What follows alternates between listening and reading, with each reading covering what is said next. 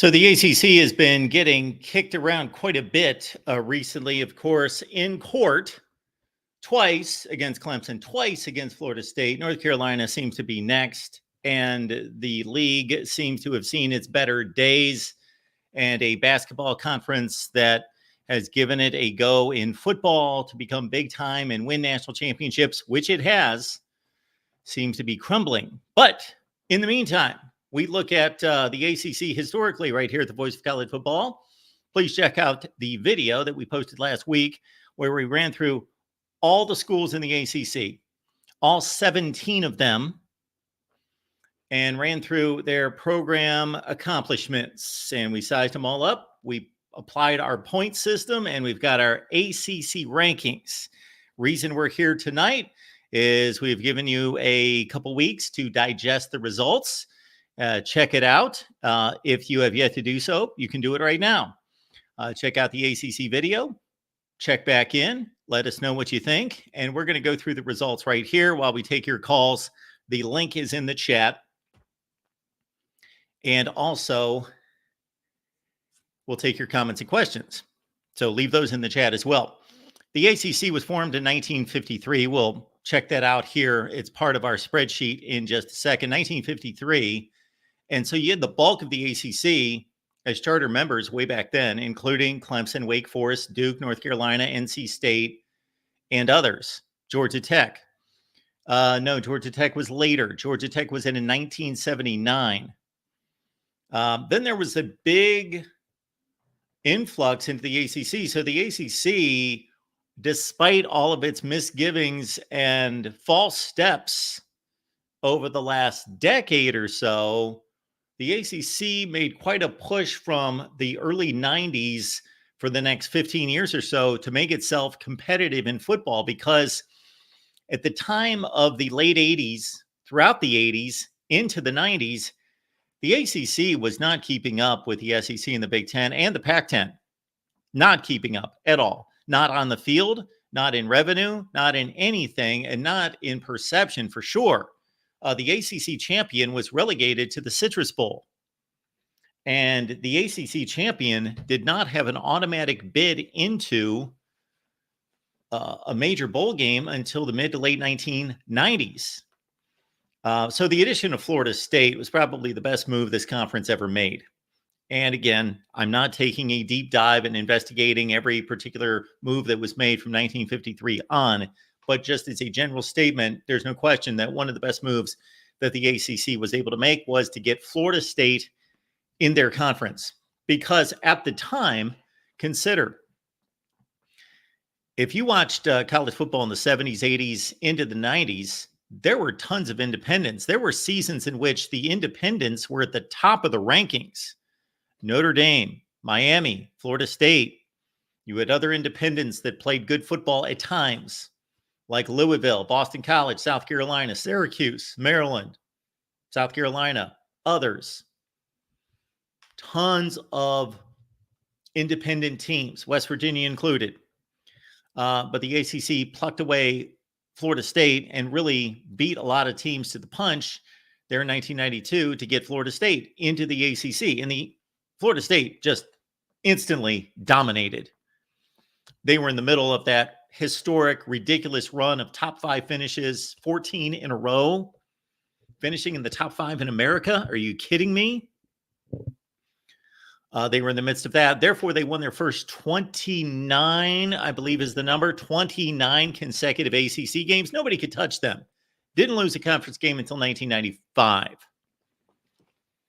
And they were the best team in the conference basically from the time they joined in 1992 until the early 2000s.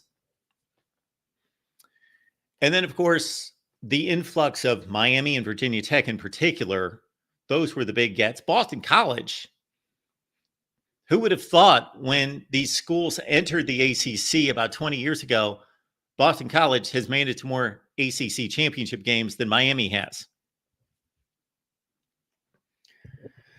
And we say this from time to time when looking back over the last 20 years, what has happened to Miami? They have just been off the radar, off the map, and not competitive in a championship criteria. They've been competitive. They go out there, they play, they don't roll over. Well, they do sometimes. They don't roll over in the way that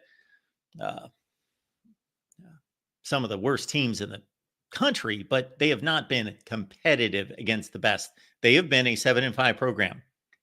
7-5. Just say 7-5. That's Miami for 20 years. So Miami's only made it to one conference championship game during its tenure, and we'll get into that. But the ACC made two big plays after Florida State to stay competitive, to pluck up the best of the independents in the Big East. So when the Big East collapsed, the ACC was waiting with open arms to welcome in the Big East teams, except for West Virginia. Not West Virginia, not Rutgers, but the rest of those schools, yes, Miami, Boston College, Virginia Tech, Louisville, Pitt, Syracuse.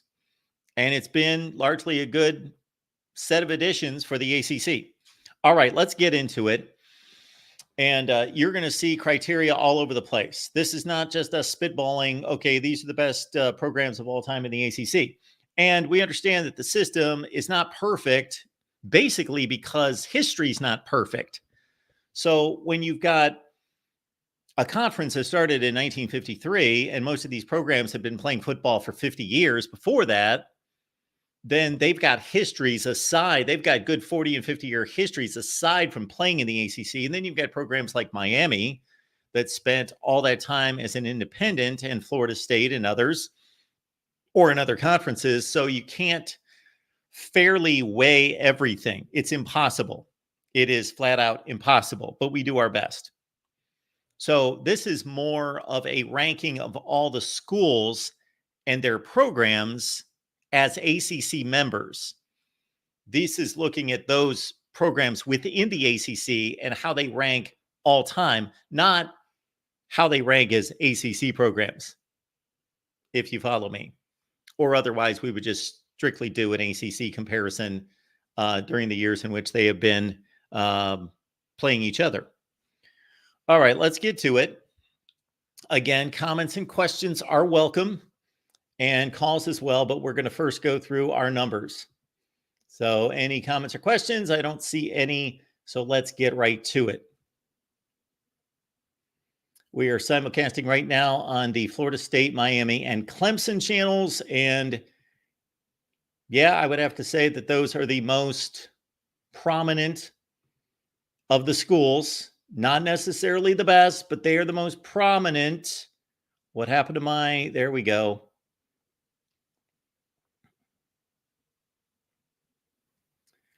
So I will let you know what we're seeing here. And why don't we do this? Whoop.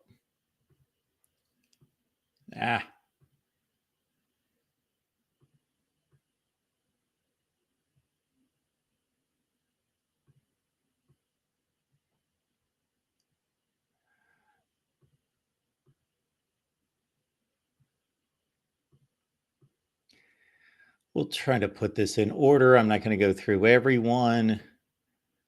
So this is winning percentage. We're going to start there with winning percentage. And again, I'm not going to go through everyone and make this perfect. This is the spreadsheet I've been working from. And there you see the numbers. And of course, we're including Cal, Stanford, and SMU. No, they did not compile these numbers in the ACC. It is just a comparison look at the type of programs that the ACC is getting. So here you go. Blow that up a little bit more. So the number on the far left is winning percentage. Florida State by far has the best all-time winning percentage of any school in the ACC. So that's all-time winning percentage. Florida State's winning percentage since it joined the ACC in 1992 is far higher than 67.1. Far higher than 671 since joining the ACC. Of course, Florida State and Miami were desolate programs until the late 70s. And then guys by the name of Bobby Bowden and Howard Schnellenberger resurrected them and turned them into national powers. So we're going to look at more recent numbers, but these are all-time winning percentage numbers on the far left. Clemson's number 3, just a smidge behind Miami. Virginia Tech's the only other program in the ACC, over 60%. And then we've got a number of teams in that 57 percentile range: Stanford, Pitt, Georgia Tech, and everybody out there. You've all got your different reference points to history. And so probably for some of you, some numbers are curious or surprising, but others you generally feel as though, okay, that seems to be in line. But those are the all-time winning percentages for those programs. The other issue that we run into, so let's take Louisville. Louisville has only been playing major college football and in a power conference for the last 10 years. Have they been in a power conference? Well, they played a high level of football. They were in the Big East. But before that, they were an independent. And again, the strength of schedule we cannot account for. If I was going to add an element to this, and there's a couple different ones I would add. Number one would be strength of schedule. Number two would be winning percentage in conference games. I would love to add that. I definitely will add that component if we do this next year. Boston College, North Carolina, Louisville. And the other thing that might strike some people is that there are far more schools that have winning percentages all time above 50% than below 50%. Does that make sense? So, for example, if this was the NFL or Major League Baseball or the NBA, well, you would have roughly the same number of teams plus 50% that would be under 50% because they're all playing each other. So every game, somebody wins, somebody loses. So it would all add up to 50%, but that's not the case here because we've got a lot of games against group of five teams and FCS teams, and the Power Five wins over 85% of the games against the group of five, and they win more than 90% of the games against the FCS. Therefore, you've got far more teams schools that are above a 500 all-time record. There are only two programs in the ACC that are under 500 all-time, and that's Duke and Wake Forest. Wake Forest might be the worst program in the history of college football. It's a close call. It might be Wake Forest. So forget the next column. It's basically a tabulation toward the point system. But then we go to this 605 number, this one right here. And what that is,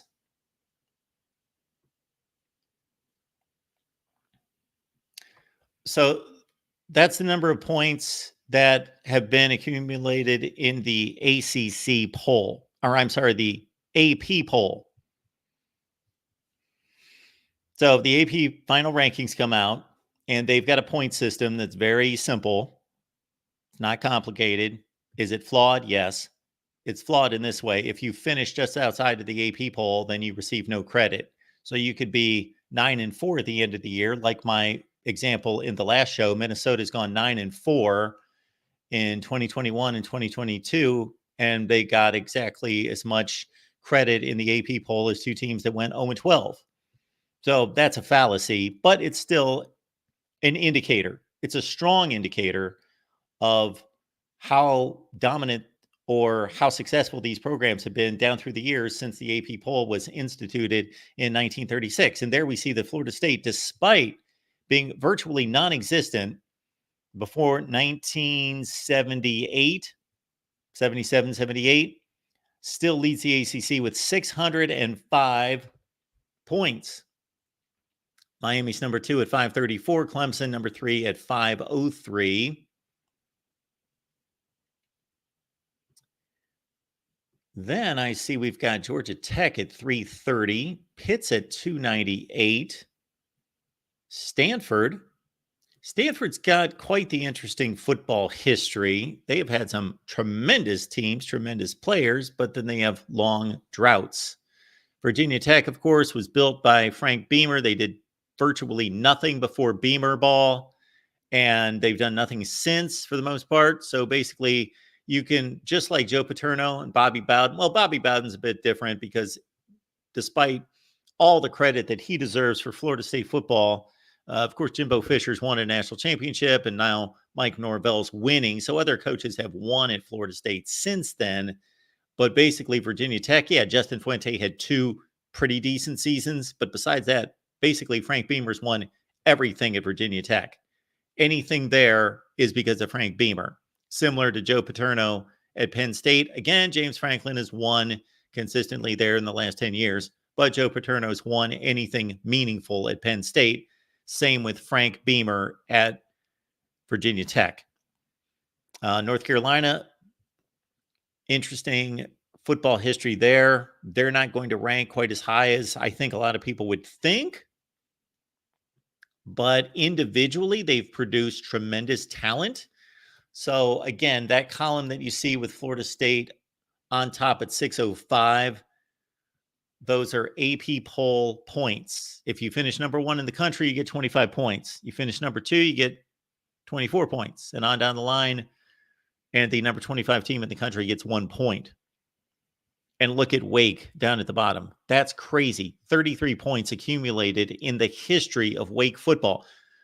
For Virginia to have twice as many points, and 66 is a minuscule number.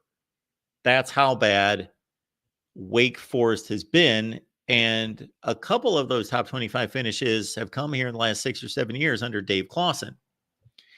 Now, what we have here next are bowl victories. Florida State leads in that too, 29. Clemson 27, Georgia Tech 26, and on down the line. Miami has seemingly not won a bowl game in forever. They're like 1-13 in their last 14 games. So they had 19 a long time ago, or 18 a long time ago, and still can't notch any more wins. Then you see a ton of schools bunched up in the teens, and it makes sense. When you think of Louisville and NC State, can you really separate their football programs, either now or historically? No, they do pretty much the same thing. As you see, the winning percentages all time are almost exact, 525, 515. Their number of bowl wins are about the same. And so there are the bowl wins. Now, this next figure here is the number of major bowl wins. And I will give you in just a few minutes the distinction in the point totals between bowl wins and major bowl wins. Florida State with the most major bowl wins. And Clemson and Miami both have 10. Georgia Tech has 10. Stanford, 8. And on down the line, Virginia, Wake, and North Carolina. I put Maryland there. I didn't add their numbers. I just thought it would be curious since they were a charter member of the ACC and just left in 2014, but I did not add their numbers. That Virginia, Wake, and North Carolina, who last went to a major bowl in 2020 against Texas A&M in the Orange Bowl, the Heels have never won a major bowl. None. Pretty bad. All right, the next figure, let me make sure what we got here.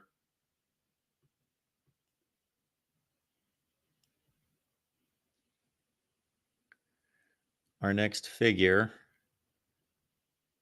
will be conference championships. Where are they?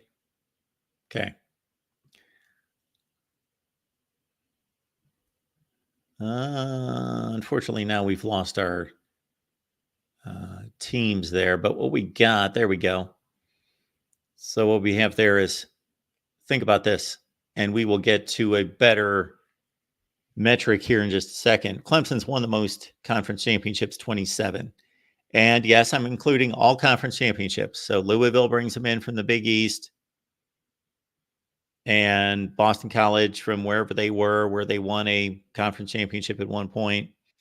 And yeah, you see all the schools' conference championships, wherever they were won. So that seems like it's not necessarily accurate in terms of evaluating the ACC.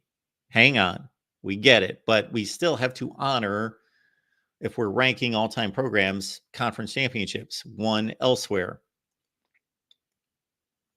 And again, there you see conference championships. So who won the conference this past year? That would have been Florida State won its 16th That only goes back to 1992.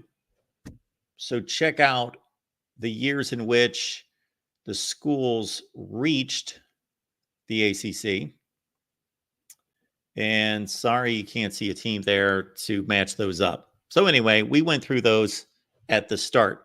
This next number is interesting because, I don't know that anybody else is doing this. It's one thing to add up conference championships. It is another to determine, okay, take the flat number, the whole number, but also let's understand how long have these schools been in the conference. So Florida State's had 39 less years to win conference championships. However, they've won 16 of 32. So Clemson's won 21 ACC titles, Florida State 16, but Clemson's had 39 more seasons to win them. So that brings it into perspective. You could say Boston College has never won the ACC, but they've only been in the conference since 2005. Miami has never won the ACC. They are 0-4-20. So right there, that is the percentage of conference championships. All right, next we get to national championships. And we are going to go through everybody on Friday night. We're going to throw them all together. We're going to do the entire nation on Friday night, and I'm going to double check national championships.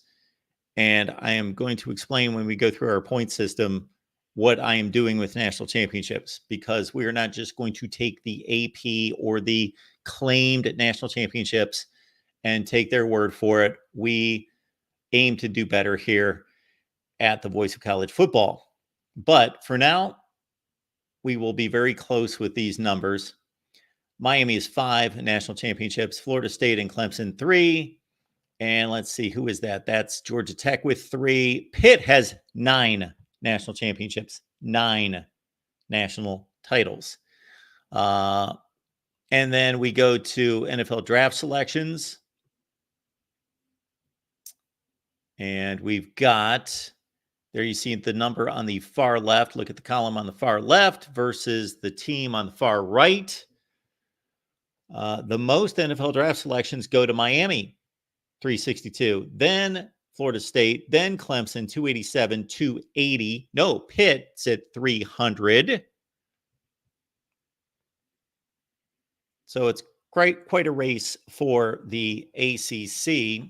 And again, go back and watch the video because I explain a little bit better where these numbers came from, and also kind of the history and the context behind the numbers, because the numbers are one thing. The numbers don't lie, but people can lie. They can manipulate the numbers. But as long as they're truthful with the numbers, then the numbers are a great base and starting point, a tremendous starting point. I would say it tells us 80% of what we need to know, but then you have to put it into context. So those are all-time NFL draft selections. And then 2 columns over, we've got first-round picks in the NFL draft. And that is led by Miami at 67, dropping all the way down to 47 in Florida State, 40 in Clemson. And then you've got a number of teams in the high 20s like Pitt, Stanford, California, North Carolina. All right. Now, this number here, this column right there, those are all Americans. And leading the way with 55 All-Americans is actually Pitt. Leads in all-time consensus All-Americans. Florida State's number 2. And then you see Miami with 36 at number 3. No, Stanford 37. And then Miami at 36. And I feel a little bit more comfortable putting Stanford, SMU, and Cal into these rankings because NFL draft selections, it's the same regardless of where the schools played and what conference, and also All-Americans. So this is pretty impressive by Stanford being number 3 in the ACC now in all-time All-Americans. Now we go to Heisman Trophy winners, where Florida State has 3. Most recently, Jameis Winston, Miami with 2. Clemson has never won a Heisman Trophy. And all these other schools that you see right there have 1. Now, what's this last number here? This column here, headed up by Florida State's 15, is the number of major award winners. So we didn't just stop with the Heisman Trophy, because that's a quarterback award and used to be a running back award. We want to give credit to all players that are excellent. We want to give it to what was considered to be the number 1 player at that position everywhere. So that means we've included the Biletnikoff, the Mackey, the Doak Walker, the Lombardi, the Remington, the Nagurski, the Butkus, the Lombardi, the Thorpe, all of them, every position award. And Florida State leads 15-12 over Miami. Pitt's number 3 with 10. Virginia has never won. Cal has never won. SMU has never won a major award. All right. So that is the deal. So we will certainly get to your calls. And while we do that, I'm going to run in the background our video from last week. So please check it out. And I'm just going to let it fly. And you're going to see a lot of these categories. You're going to see them running in the background so you can kind of get in a second look at all of this. All right. Meanwhile, you have to look at me twice. All right. That's not... Is that correct? What do we got?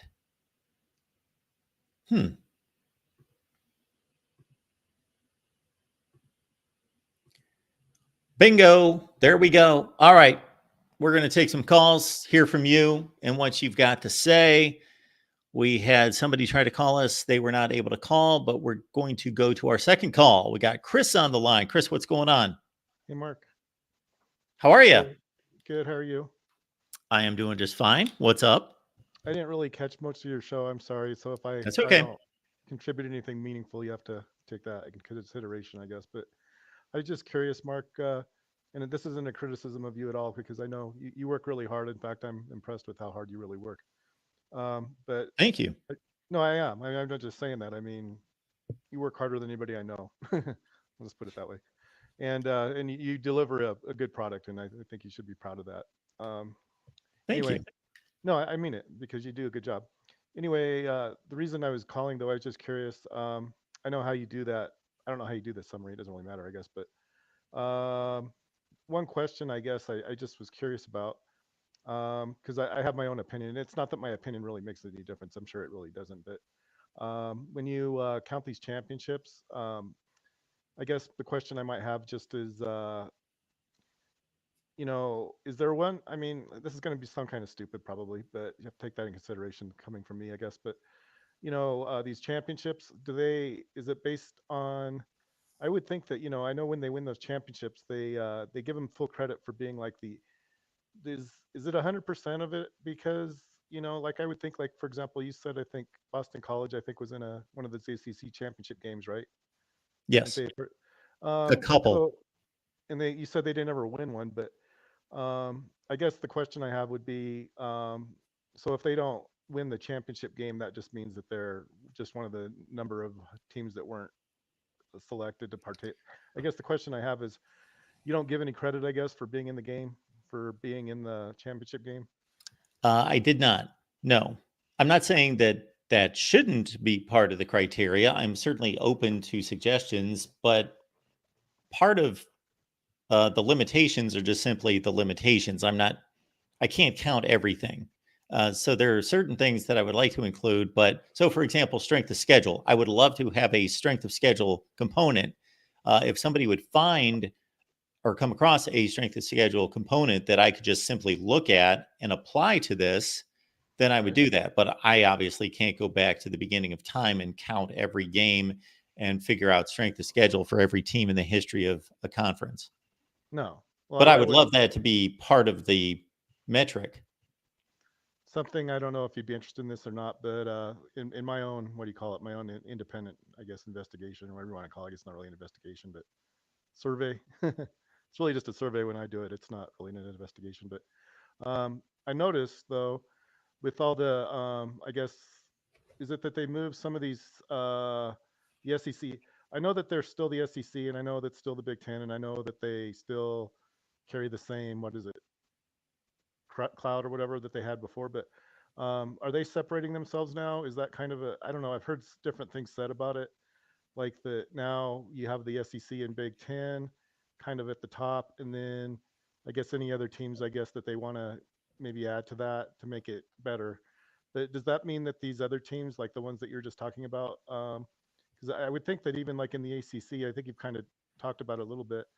It's not like they're all exactly at the same degree of ability there.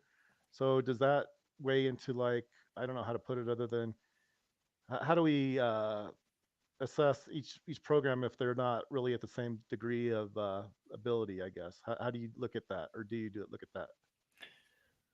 Well, if you're conjecturing about what could happen in the future, there are all sorts of ideas and indicators of what is coming. And yes, the SEC and the Big Ten are in the best position. They make the most money, they draw the most attention. They are, in fact, more and more running the sport. Now, whether they will officially take hold to run the sport remains to Well, be seen, but there's certainly the power players that seem to be getting their way, that they are getting their way and moving things in certain directions. And unfortunately, if you're like me and you want everyone to participate and everyone to have a share in this and want to see some of the lesser programs continue to play big time college football, there's an strong indication that that's not going to be the case, that the SEC and the Big Ten are going to grab whom they want and right. probably allow the Big 12 to exist. But besides that, there's going to be a lot of schools left to the wayside. And we might have, instead of 70 power conference teams, 40. Those seem to be the around estimations of how many teams will land to at the end. Well, does that mean? I guess the question I have then, along those lines, because I already count 35. So are they going to? Maybe you can tell me who that. I mean, that's including Notre Dame. So if they already have 35, which I'm not saying they do, but that's just where I have it right there. If Yes. put them together, add Notre Dame, I get 35. So if they're going to add those five, those are those all ACC schools then, or is it like Clemson, Miami? I mean, maybe you can tell me who those five are. Well, I can't tell you. We can conjecture. I don't know anything more than you do. Oh, I We see. only know, we can only take uh, evidence. And the evidence right now is that Florida State and Clemson are suing the ACC to get out of the ACC. Right. North Carolina's administrators made comments this week that they need to make a lot more money and get out of the ACC. Miami's been rumored to leave. Okay. And you got to think that if those three leave, Miami is soon to leave as well. And so then the ACC either is able to maintain a much diminished league and they get relegated to group of five status, or maybe the entire conference falls apart and the Big 12 pluck up much of the ACC, or a number of things can happen.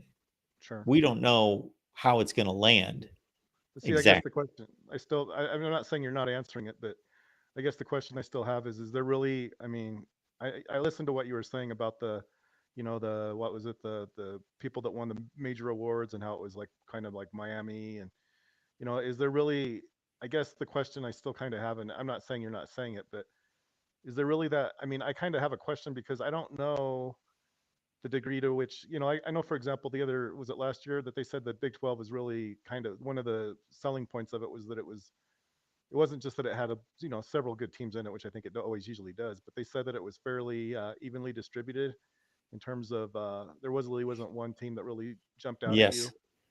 Um, it's not quite the same, is it, in the Atlantic Coast Conference? I know they have a lot of really good quality programs, but is there a bigger, what do you call it, distribution, I guess, from the best, the highest to the lowest? Is that kind of a, I know you said Virginia doesn't have like a Heisman or whatever else, but is it because, I guess the question I have, Mark, is why, I don't understand exactly why it would be that way, because I would think if you have a conference and if you have, I would think at some point they would all kind of even themselves out to where it would be fairly close, I guess, in terms of the way they play. That doesn't seem to really be the case though, does it? No. But I don't understand though. I mean, what's the selling point, for example? I'm not to criticize any of these schools, but I mean, is it really that much to play at Miami, Florida? That really, to me, it's like you could play football wherever you want, and I don't understand why it would necessarily be a better deal to go to Miami, Florida than it would be to go to maybe Wake. You said Wake Forest.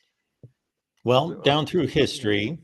down through history, a number of factors have had uh, proven to be impactful in terms of football programs being built and run. And those would include resources, meaning boosters, alumni that are willing to support, Is it? and Is it the size of the administrations school? that are committed to football or they're Sure. not committed to football, good hiring practices, making smart hires. It's just like any corporation in America. Some succeed, some fail. Some have better resources based on their own ability to create those resources. Some, by dumb luck, have better resources. That's why, from the beginning of this nation, companies tended to thrive if they were near major waterways for obvious reasons because of shipping and other things. So those companies and those states thrived while others did not. Uh, you could make that analogous to recruiting. So it's easier to recruit to Florida State, Miami than it is to recruit to Boston College or Syracuse. Well, no, but that's based mostly just on the fact that they've been, fairly good for a long time, right? I mean, I But don't it's know that. also based on there being better football players in those areas, Oh, I high see. school players.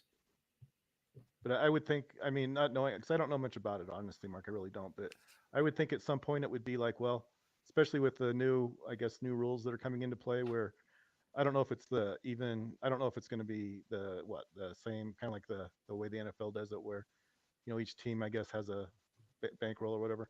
But I would think if it is the same, though, I would think that at some point it's not going to necessarily be an advantage to commit to one school over the other, is it?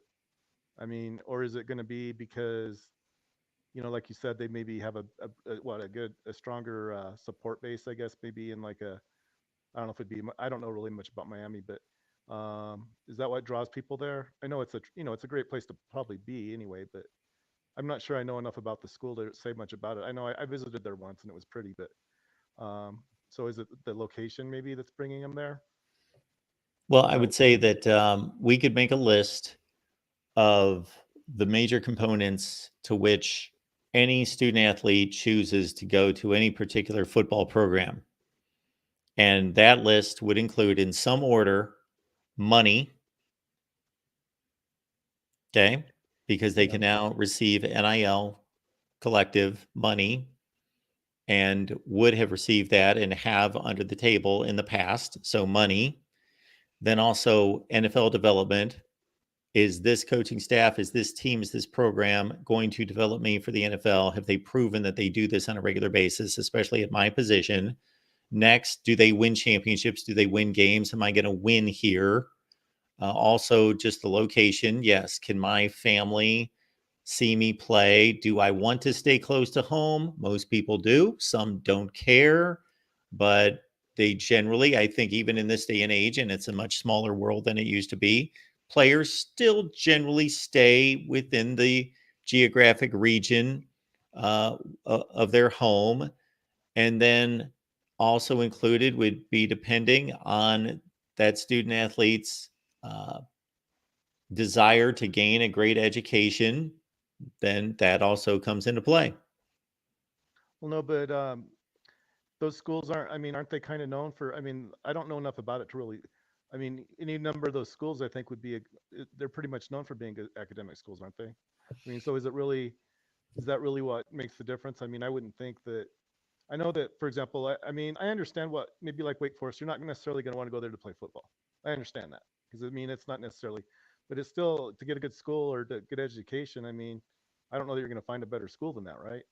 And so it's like I don't quite understand exactly, other than the fact that maybe they don't what support their football team as strongly as like a. Well, that's part of it as well. People want to go play where they're going to get national television exposure, and they're going to get exposure in a stadium with 100,000 people and not play in front of 28,000 apathetic people. Well, no, but I would think if the conference itself is doing a good job in terms of how it presents itself, I would think all those schools I would think would be a good place to go. That's kind of what I don't understand. I wouldn't think it would be a matter of like, well, you can't really go to Purdue or not Purdue, one school over the other just because it's I would think they don't work together to kind of try to get a better recruit for everybody. I would think they'd at some point they'd all kind of try to work together. I mean, it doesn't Works. really Why are even they working together? They're competitors. well in terms of like it's kind of like the what do you call it? It's like I know that they're competing against each other, I guess, for the best players. I understand that, but I would think in terms of like marketing itself, it'd be like hey, let's maybe this player he's not quite fit for our program, but we could I would think maybe they'd help each other out a little bit to make the brand a little bit stronger, I guess. Why? Well, just it's kind of like if you say what you say is true, then what's going to end up happening? Maybe not right away, probably not right away, maybe not even be for a few years, but some of these programs themselves are going to be saying, well, we could do better if we leave so I would think the ACC itself would try to bring in the best players they could so that none of them would leave. Is kind of what I'm trying to tell you. Yeah, I would put it this way. In the example that you just gave, I would state it this way. I'm not going to say that it never happens, but it happens more in this way. That if Clemson is interested, or let's say more so, a particular player is interested in Clemson, but they determine that that player isn't good enough to play at Clemson, they may certainly say, hey, we've got connections with our coaching staff and people that we know at places like Georgia Southern and Georgia State and a lot of group of five schools in the area, Appalachian State, and other places where we will send them your tape and you can get a look there. Well, there's no, I guess, what am I trying to tell you? There's no scratch my back scratchers going on there anywhere. I would think that they'd want to like help each other out to get the best Why would product. they help each other out? Um, well, I'm just thinking in terms of making a better program for, you're only as good as your competition, right? So if you're really good and the rest of them aren't very good, that's not going to be I don't even know, at some point that doesn't become a selling point. That's more like, I mean, I would think that Yeah, you'd want, I think we're getting way too far into the weeds about particulars and things that don't exist. well, I don't understand why they don't though. I would think that at Wha- some point, I'm telling you, they don't exist. I'm telling you that there are coaches, yes, that want to help players that won't necessarily be playing for them and give them a good reference and help them try to find a place to play. Yes, that happens, but they're not going to help their direct competition. Clemson's not in the business of saying we've got too many good signees in our 2024 class, we're going to give some to Florida State. Why don't you guys go over there and play?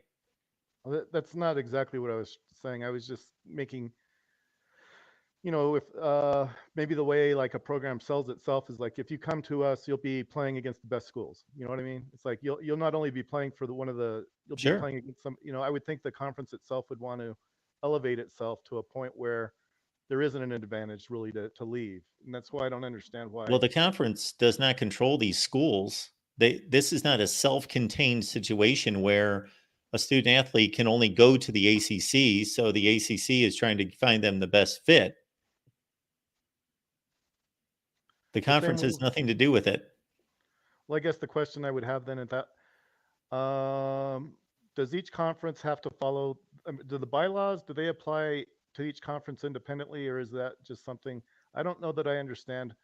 I mean, part of being in a conference isn't it that they all have to kind of agree to follow the same set of standards? Yes, if you're a member of the conference, you agree to the If guidelines you and don't, conditions and bylaws of the conference. you won't be in there for very long. is what I was True. thinking. Yes. So what is it about the ACC that makes it a bad fit for like Florida State? I don't quite understand why that's an They're issue not making enough money compared to everybody else. compared to their competition outside the ACC. Oh, I see. So it's a matter of there's a better product being delivered at the Big Ten level, I guess. Yes. But I still don't That's it. understand why though. I don't really. Why? Yeah. Because the Big Ten draws more eyeballs, therefore they are able to negotiate better contracts. Is there a higher population associated with each Big Ten school? Greater population? Mm, I can't answer that. Not necessarily. Okay. So The it's the something else that. the footprint of the ACC is growing rather well, especially North Carolina, Virginia. Yeah. Yeah, that's a major. I think remember when they added Maryland, I think that was one of the things was they said that I guess maybe it's the general what is it, the population around Maryland's fairly dense, I guess. Does that sound right to you? When they added Maryland, that was one of the teams they Yes, added. Wasn't that one of the reasons? yes, the DMV. Um, if you were to add, let's say, this is just a guess, I don't know. Let's just say you had to add 6 schools. Would you add any of the Big 12 schools? You had to If add I six was schools. who? Well, I don't know. I mean, I don't even know if they're looking to add schools, Mark. But let's just say that you had to add 6 schools. Would you add any of the Big 12, or would it make you all the ACC? If I was either conference, Big Ten or SEC, and I had 6 schools to add, I would add Notre Dame, Florida Right. State, Miami, Clemson, North Carolina. What's that, 5? Yeah. Number 6 would be North Carolina State. probably, yes. Before I would go to the Big 12, I would go grab a school that had rivalries and ties to North Carolina, whether that was NC State or Duke, probably NC State. You know who I have rated? I mean, not that this really matters, but one of the schools, actually 3 schools that you didn't mention. I'm not saying that you were neglecting them, but I did the over my survey, I guess, over last season. I had 3 Big 12 schools I think that would be interesting, if not necessarily for the Big Ten, but it would be Kansas, Kansas State, and West Virginia. I don't know if you thought about either one of those, but they all seem to be doing pretty well. I've thought about them, but they don't draw enough attention. They don't make enough money to be of interest to the Big Ten. Oh, I see. Most All right. likely, it all depends on how this breaks. Well, no, I just was curious if you understood that. I knew that there's at least 3 Big 12 schools that had a pretty good, season, I guess. Sure. Well, Any, it's not about just how good they are in football right now. It's about how much money they can generate. but don't they kind of go together though? I mean, if you don't have a good Somewhat. program, you don't think it'd be a good thing to add West Virginia? That wouldn't be a good. I don't think they really add anything to the Big Ten. No, Oh, I don't think it would be a bad addition. I just don't think it would be. This is what pretty much what it comes down to, Chris. The Big Ten, they want. Let's say they're looking at West Virginia. They want West Virginia to be an academic fit, right. and they're not. But Right. let's say they even look past that.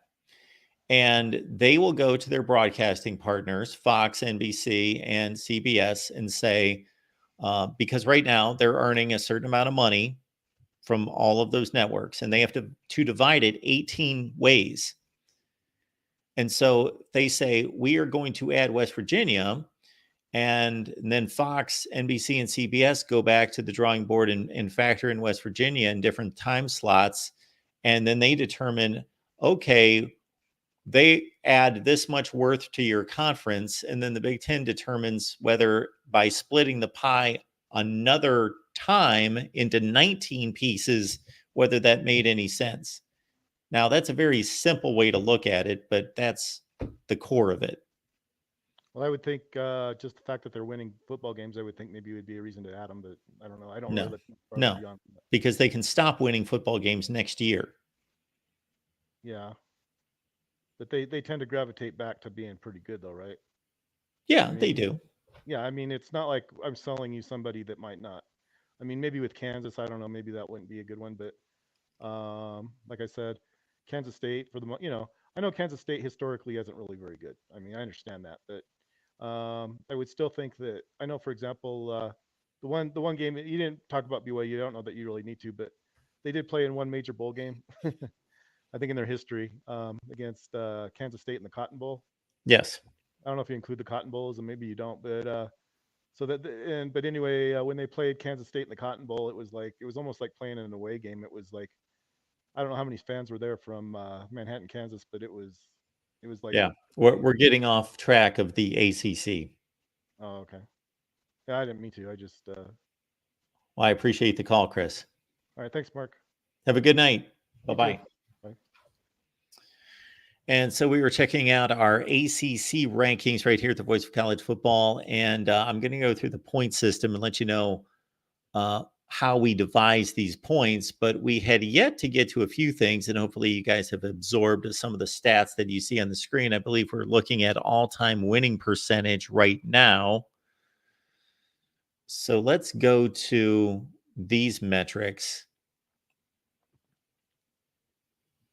And before I get blamed, as has happened in other videos with other conferences, and maybe even this one, I get blamed for recency bias.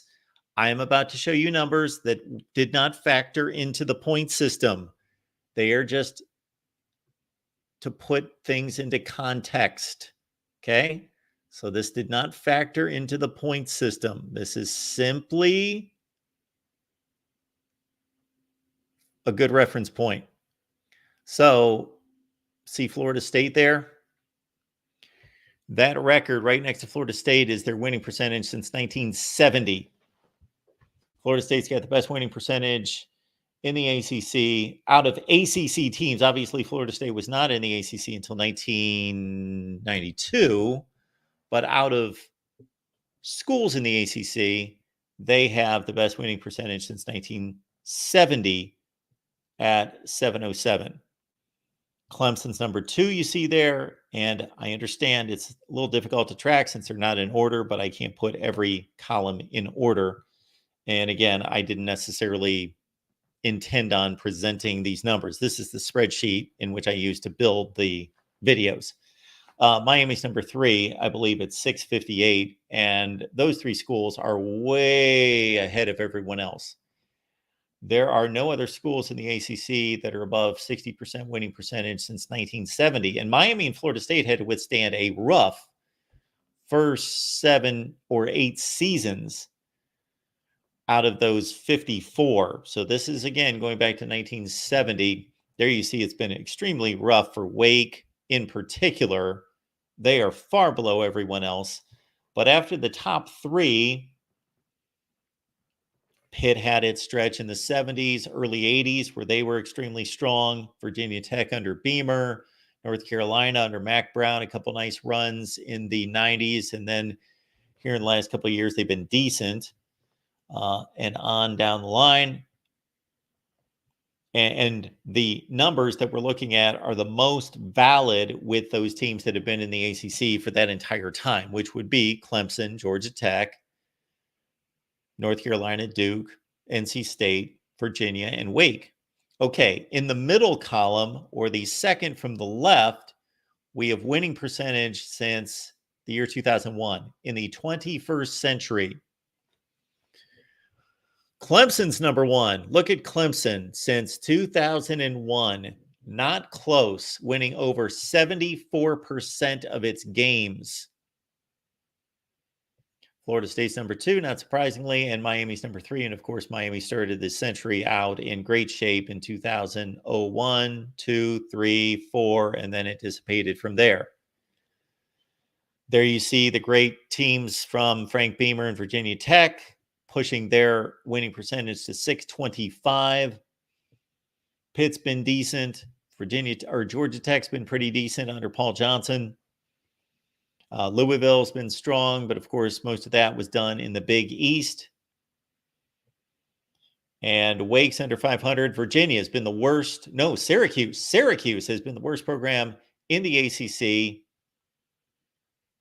since going back to 2001 at 416, the winning percentage. Okay, the next column, with the lowest numbers that have a winning percentage there, and I'll highlight those. That is the record and winning percentages of all those schools during the college football playoff era. Look at Clemson. That is the third best record in all of college football, behind Alabama and Ohio State. 119 and 20. That's crazy good, and completely leaves everyone else in the dust.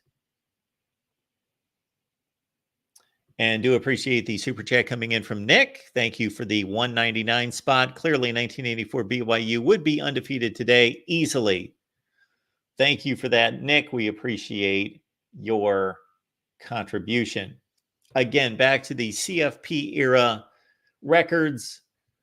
Florida State strong, of course. Bobby Bowden, his lesser years for the most part during that time. And then the Jimbo Fisher years, which were strong by and large. And then on into Mike Norvell, and a rough spot for Florida State for the last 5 years before Norvell's last 2 seasons. And Duke with David Cutcliffe were decent. They're over 500 barely. North Carolina at 531.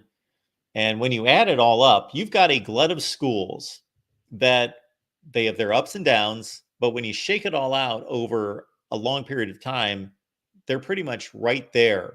They're pretty much the same program. NC State, Louisville, North Carolina, Virginia Tech, Pitt, they're pretty much the same. They are 7-5 to 8-4. That's who they are. Now, NC State under Dave Doran, he's had a nice run here. He used to take a lot of crap from me because you'd have to watch the videos. Go look at the Dave Doran videos that I produced, just wondering, why does this guy have a job? Well, he's turned it around since then. So he's had a nice run of seasons that has left him and his program at 614 winning percentage, which is number 4 in the ACC. A pretty clear number 4 in the ACC for Dave Doran and NC State. Nick, we'll get to you in just a second. And then on the far right, what we have there, let me remove our graphic, is we've got, okay, remember the AP poll points? I figured, you know what? These AP poll points don't mean a whole lot to anyone.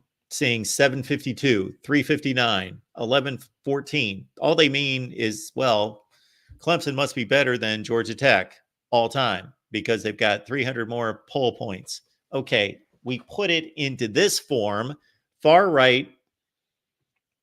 And what all that means is that the first number is the number of times in which that program has finished ranked. So let's just say the top 25, even though for a long time it was a top 20, top 25 ranking.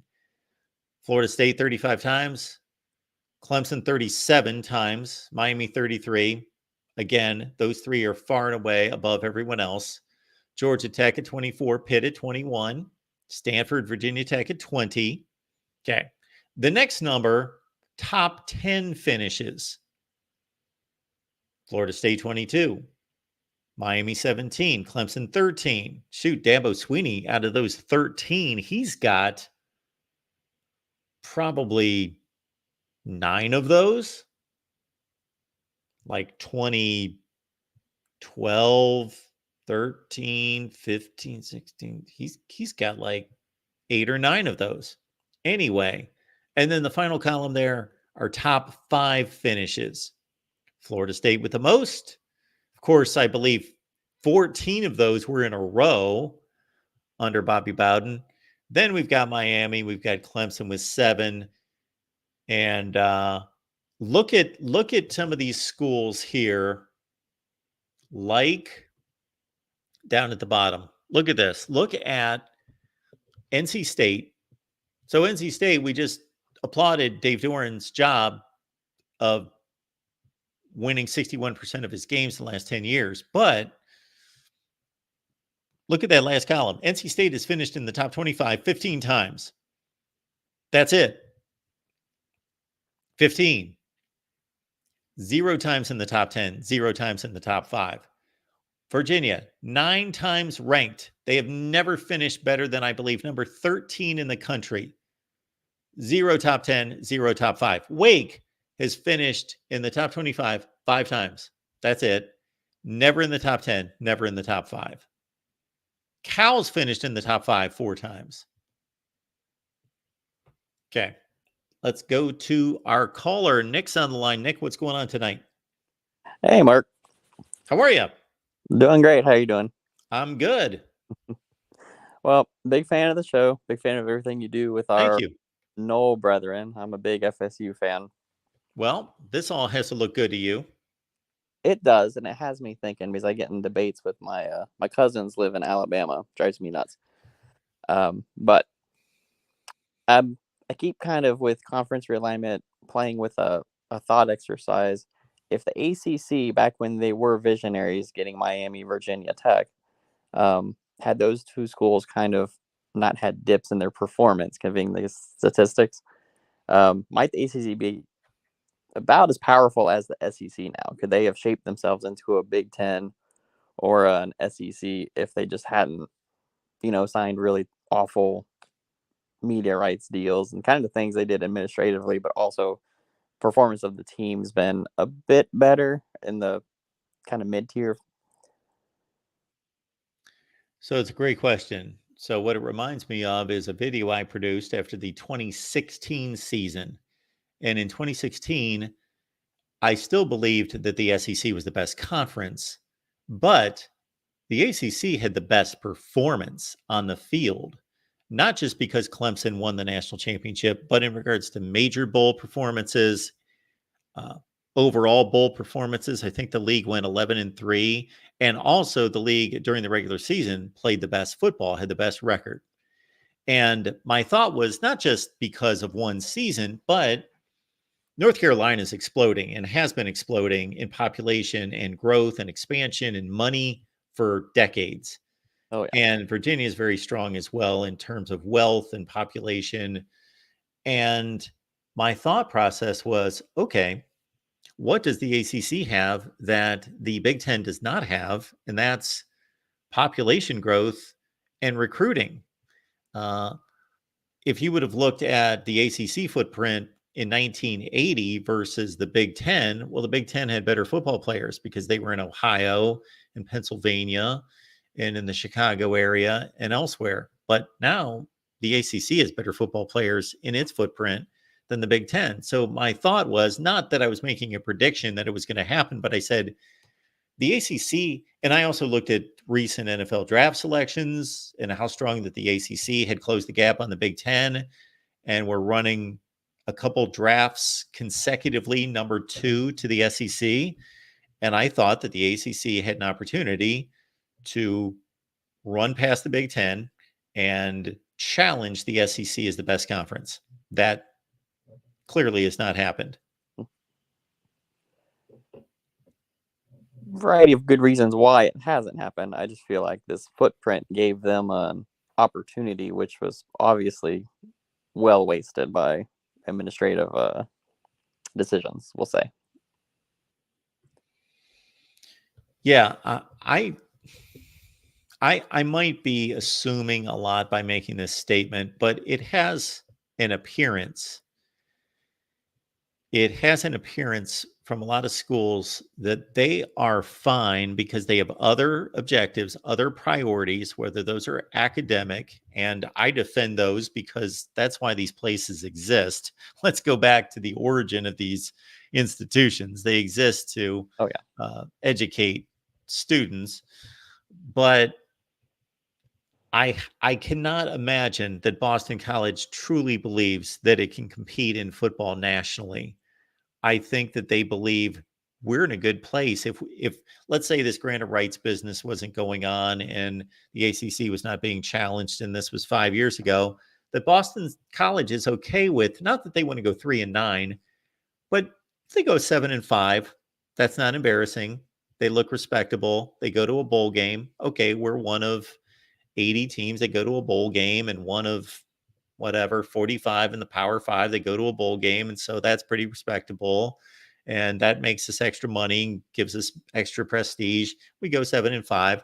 We make our paycheck from the league, from the TV networks, our 40 million, and we get decent attendance, and we turn a profit, and we can afford a lot of other things because we don't go overboard on football to try to win. We maintain the integrity of our institution, but football makes us a heck of a lot of money, and it draws attention to us, and we're pretty comfortable with that. So we're good with that. If we can go 7-5 most of the time, we're fine.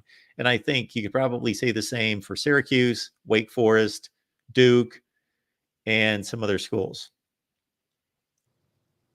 Mm-hmm.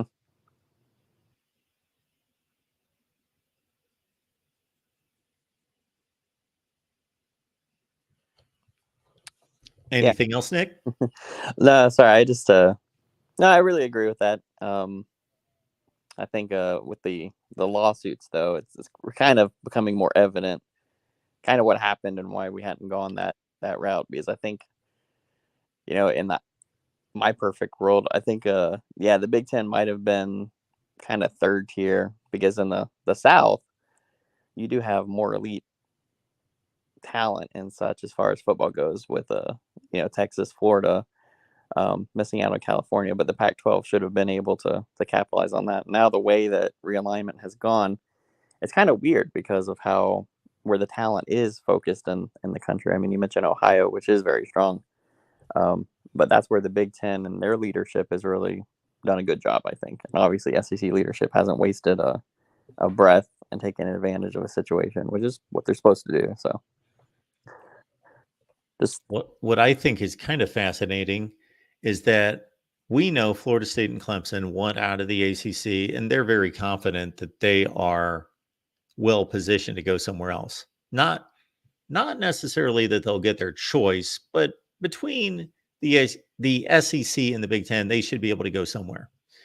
And then I think North Carolina is pretty confident, and Miami confident that they are attractive and would be taken by somebody.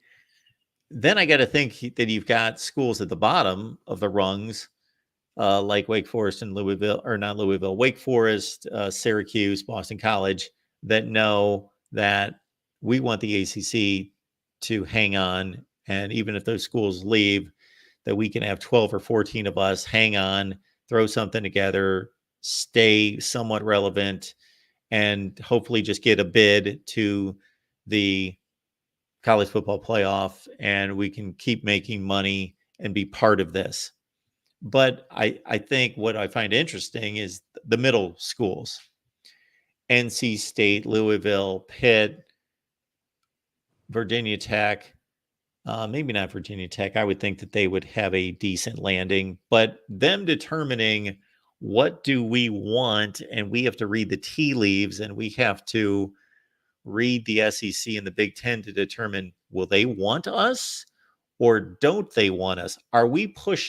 Should we be pushing the Clemson, Florida State narrative? And should we be supporting them to crash and burn this whole league so we can get out, make more money, and be in a better place? Or do we hold on for dear life and support the ACC, try to keep it together, because we're not going to have a place?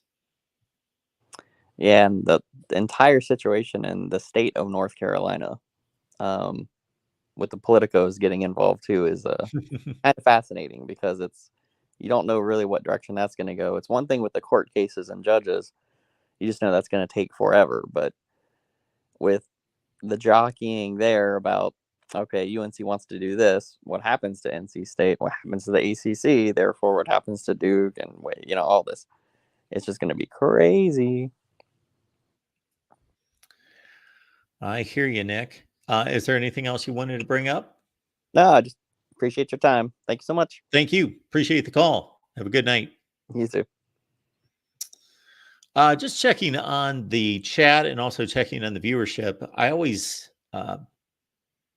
weigh this and try to determine, okay, we've got a subject here where we're talking ACC football. So we've got 3 healthy ACC channels. We've got a couple other ones, North Carolina, Virginia Tech. They're just sitting there. Truth be known, they're just sitting there. So we're not going to deal with them. right now. But we've got Clemson, Florida State, Miami. Then also we got the main channel. So my thought process is, do we just broadcast on the main channel and advertise on those other channels to get people over to the main channel? Or do we simulcast on all these? And I appreciate it, Jim. Do what Jim is doing, everyone. Please hit the like button. We appreciate that. So the thought process is either, are we gaining more viewers because they're going to be people that are only subscribed to Miami, Clemson, or Florida State that will only get this because it's broadcast on their channel? Or do we advertise on those channels and try to bring everybody to the main channel? So I kind of wrestle back and forth with that. And it used to seem most effective to simulcast and get the biggest audience possible everywhere put together.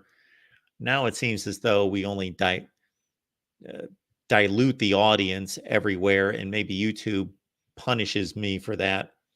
So I don't know. I'm spouting YouTube strategies to all of you who don't care, but that's what's going through my head right now, because we've had about 60 on the line and there's only about 25 or 30 on the main channel. So then the other 3 channels are dividing 30 people. So not necessarily the best of the situation, but we will continue to march on. We got Austin on the line. Austin, what's going on? How you doing today on this wonderful Monday, Mr. Mark? This wonderful Monday. It is a wonderful Monday. I appreciate that. How are you? I am good, and I come to talk some ACC football with you.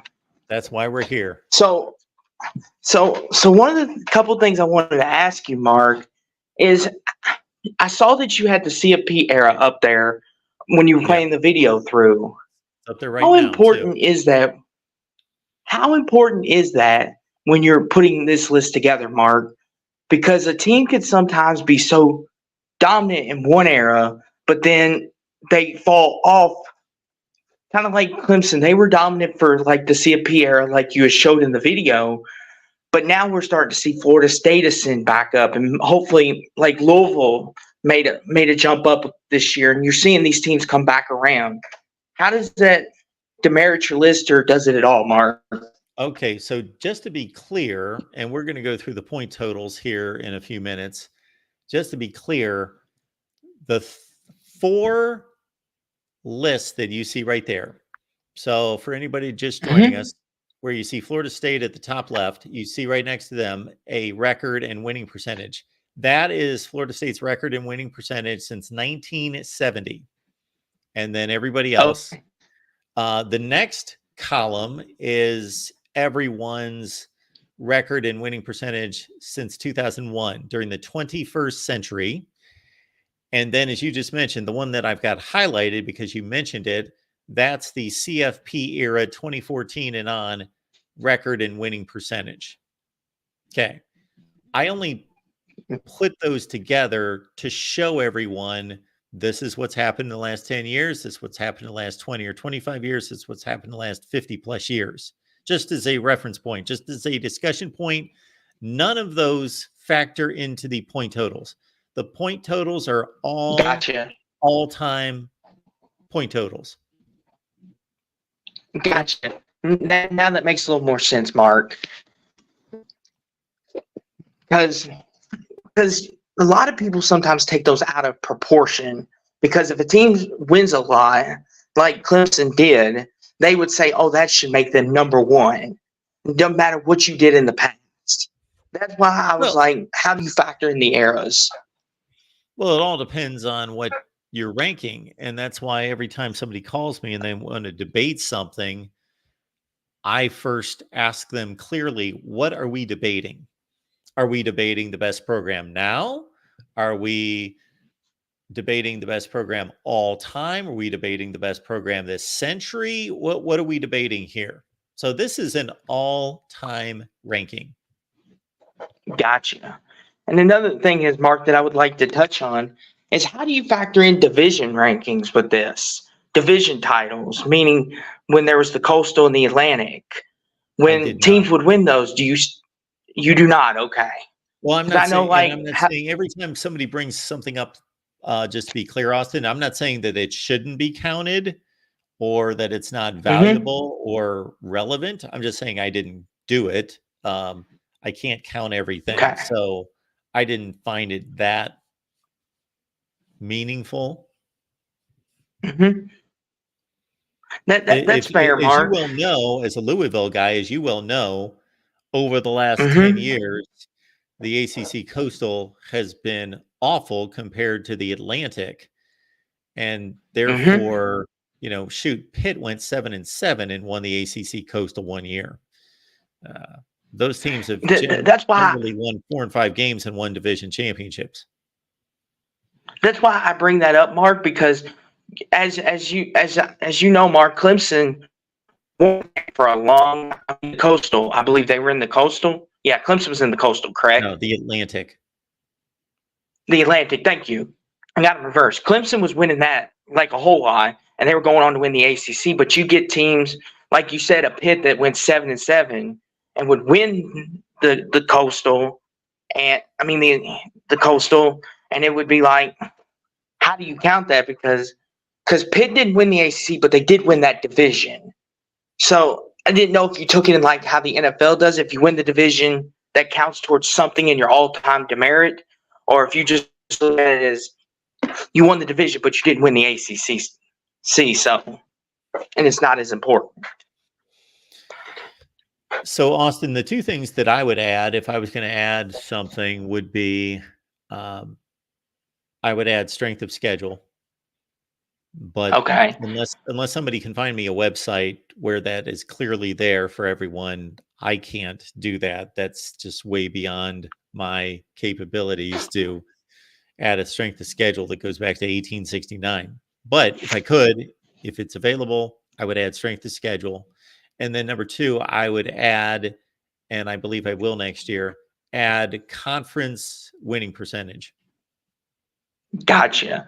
Well, and I'm glad you bring up the strength of schedule, Mark.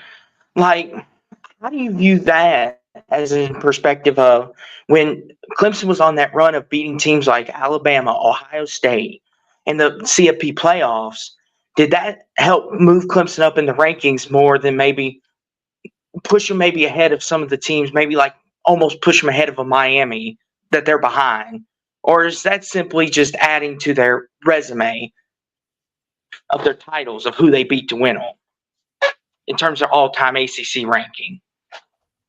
Okay, in terms of my rankings, winning Yes. those games adds points in this way. So if we go down here, we see that, and again, I apologize, there's no headings to this. I'll just have to tell you what's what.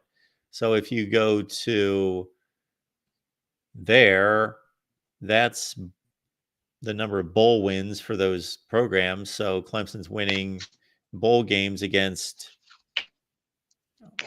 playoff competition. And then also I've got major bowl wins, and that figure, I'm sorry, this is the list. Major bowl wins, I'm counting those double of a bowl win. Mm-hmm. So the national title is considered a major bowl win. It's not a separate category. Just to double check. Well, we've got national championships as well. Let's see where those are. Okay. National championships are right here, and I'm giving those 5 points each. So those are worth 5 times what, let's say, a bowl win is worth.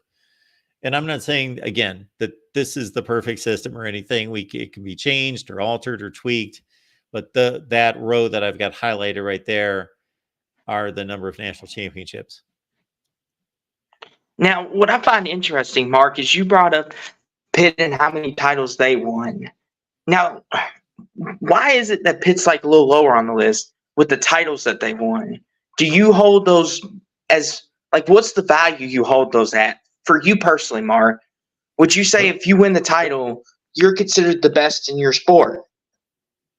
All accounts, right? Pitt leads. Oh, go ahead, Mark.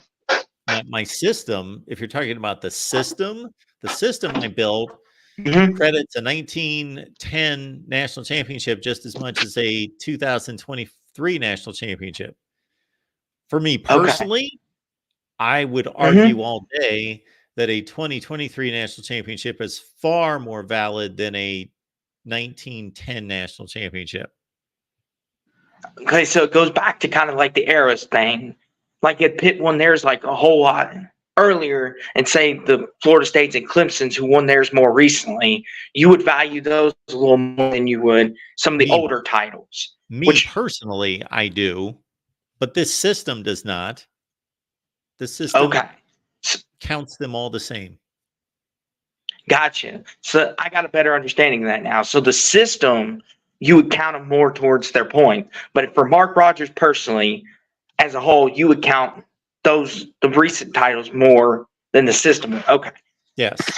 And, Mark, and if anybody out that's there all wants an explanation, I'm sorry, Austin, go ahead. Oh, my bad, Mark. You're sorry about that. Well, no, that's fine. If you're done, that's fine. But I was going to explain whether it's with you still on the phone or when we get off the phone, I was going to explain my reasoning about weighting national championships heavier. Me personally, again, let's separate everyone. This is the system I built where every number, every year is counted the same. But for me personally, I value recent national championships much more, let's say in the last 50 years or so, much more than a national championship back in 1900. And I understand that now, Mark, because thank you for clearing that up, because that was one of the big things about. Because when I saw the national titles, I was like, why not here a little lower? And then the system works you out there. And I appreciate you for clearing that up for me. We basically lost you, Austin, but we appreciate you stopping by, sir. It's great to hear from you. Yeah, Mark, you have a good day, sir, and thank you for letting me call. Thanks, Austin. Good night.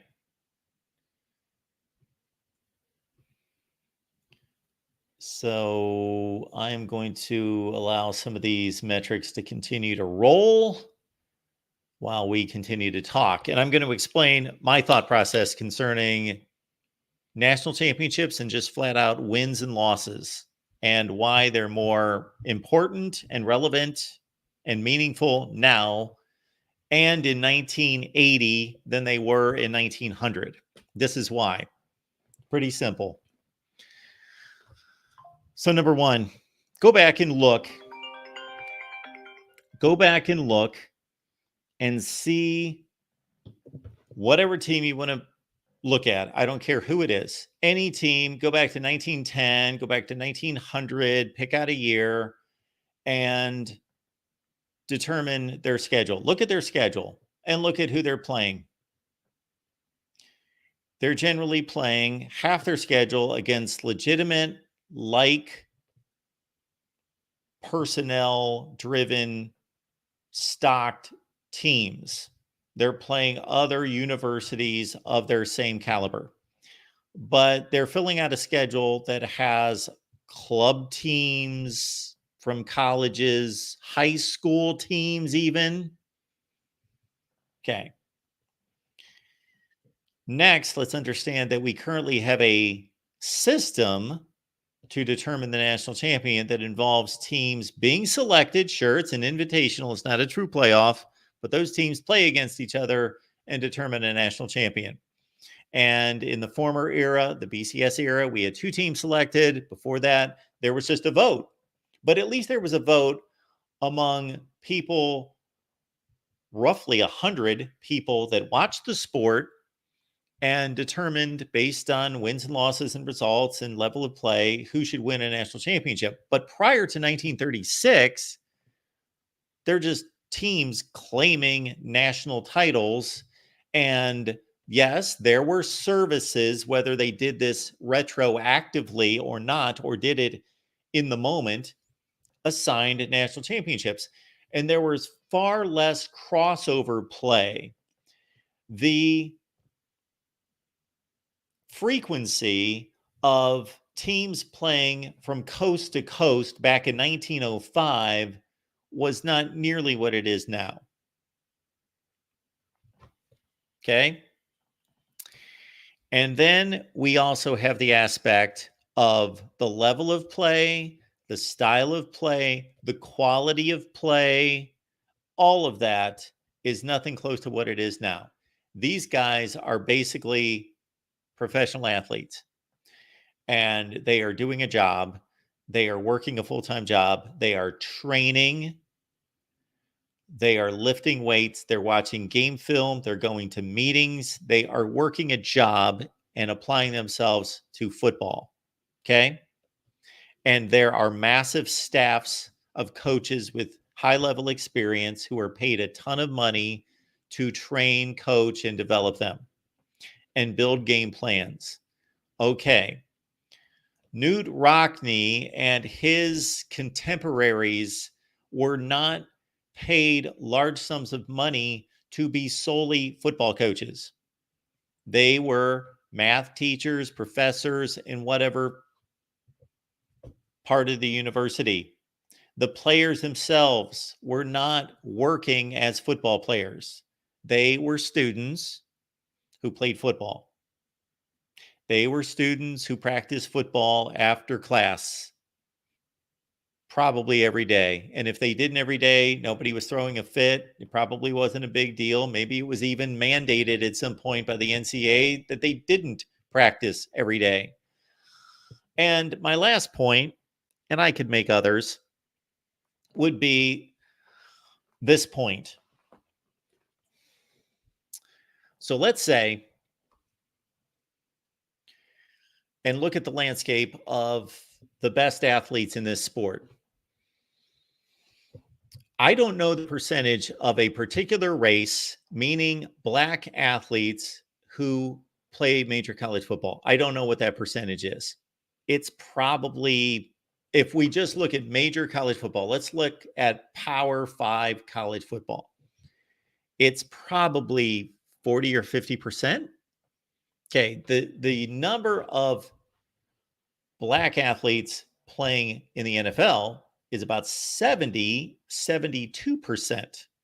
Okay, so what does that tell us?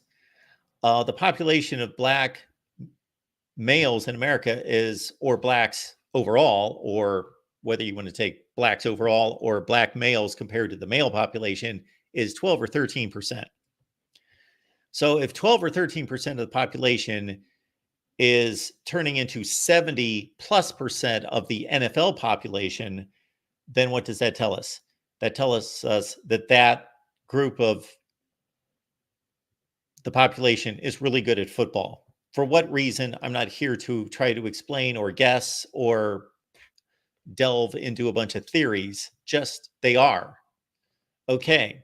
What was not happening in 1905, 1910, 1920, 1940? Those athletes were not given an opportunity to play major college football. Now, unfortunately for society, they were not allowed to play football.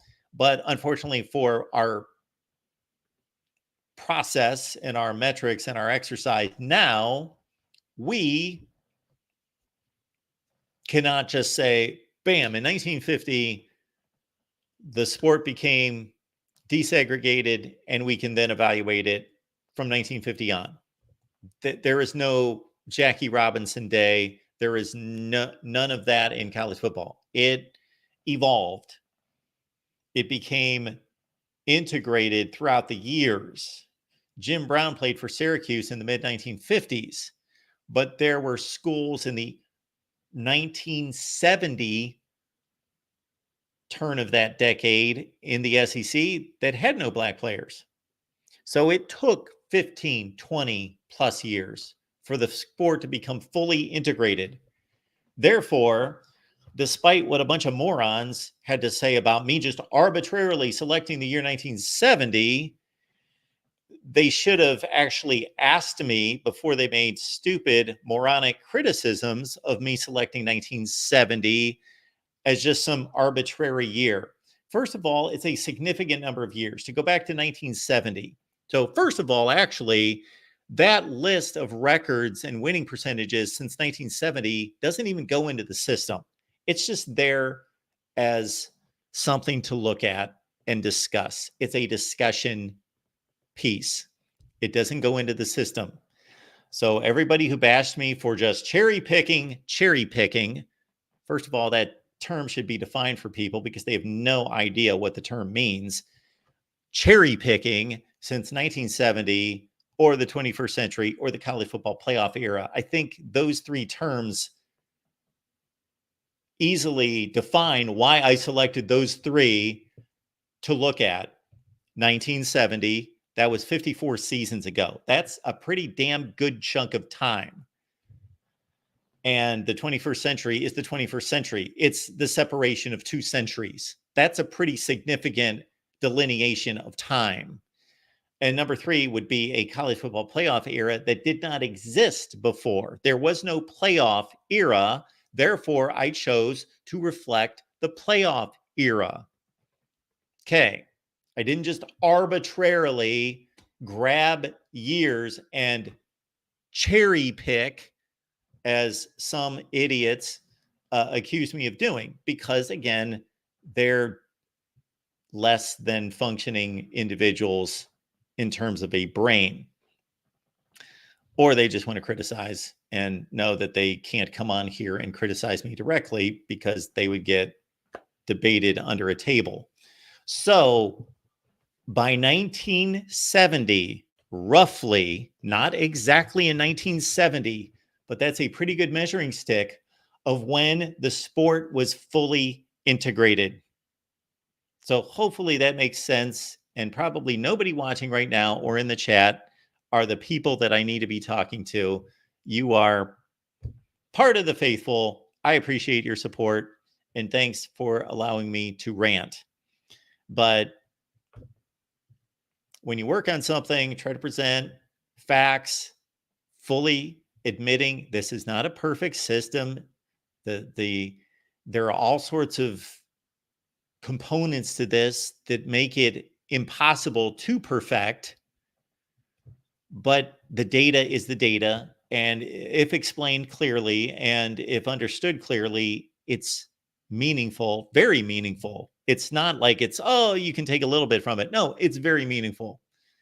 It's pretty much infallible in regards to looking at the schools and seeing how good they are. But no, I didn't just arbitrarily select 1970. Okay.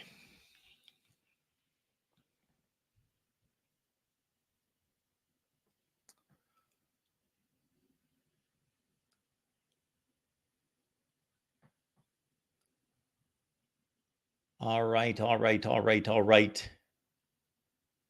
Thank you so much for being here at the Voice of College Football, everyone. I don't see any other comments or questions in the chat, nor calls coming in. This has been our ACC presentation of the best programs in the ACC all time, from top to bottom. And again, it looks something like this.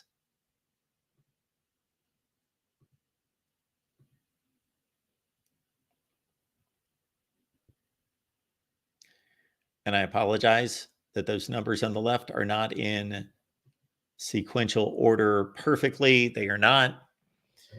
But Florida State's number 1 with 2,353 points. Clemson's number 2 with a slim lead over Miami, 21-22 over 21-16.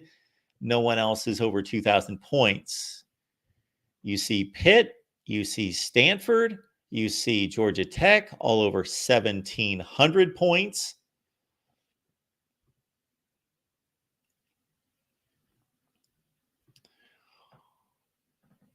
We then see the likes of Boston College. North Carolina would be next. They're over 1,600. So is Virginia Tech. Then Boston College over 1,500 and Cal as well. And certainly Wake Forest again. Dave Clausen, God bless you. You've done a hell of a job at Wake Forest. You've been amazing. So great job, Dave Clausen, of getting anything out of that program. You as well, Coach Jim Grube. You did a great job back in the 2000s of getting anything out of Wake Forest, because they've generally been, along with Vanderbilt and Indiana, Iowa State and Kansas have been the worst programs in the history of college football, major college football. So that's a debate there that we could have someday that I'm sure people would just come out of the woodwork to join us for that debate. We would get millions of views debating Indiana, Vanderbilt, Wake Forest, and whomever else I named, Kansas State is the worst programs in the history of college football.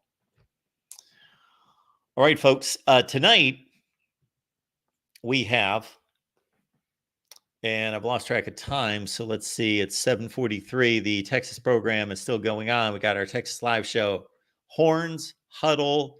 It's on the Texas channel. Get on over there on the Texas channel. Matthew Miller is knocking them dead, I am sure, talking Texas football. And then we've got USC Live. That's coming up at 10 Eastern, 7 Pacific. Too many channels, too many shows. And then I think even Joey Foster at West Virginia, they've got a show on tonight, AI something or other at 7 or 8 o'clock. I can't keep track of that one either. Our next show is going to be Tuesday. We're going to do the Iowa show at 5:30. Then we've got another edition of this. We're going to do the Big 12. So just got a message from Clint Foster. He can't do the Biggest 12 show on Tuesday night. So we're going to do the Big 12. Maybe we'll just put that on the Big 12 channel. Maybe we'll try to drag a big crowd over to the Big 12 channel. Maybe we'll do that and just put it on the Big 12 channel at 7 Eastern on Tuesday. And then, of course, we got the Michigan show with John, TJ, and Ferris. That's at 8 o'clock Eastern on Tuesday. And lest we forget, at 7 o'clock, I know I'm all over the place with these dates and times. The Nebraska show is at 7 as well. So Tuesday, let's get you set. Iowa Live at 5:30. Nebraska Live at 7.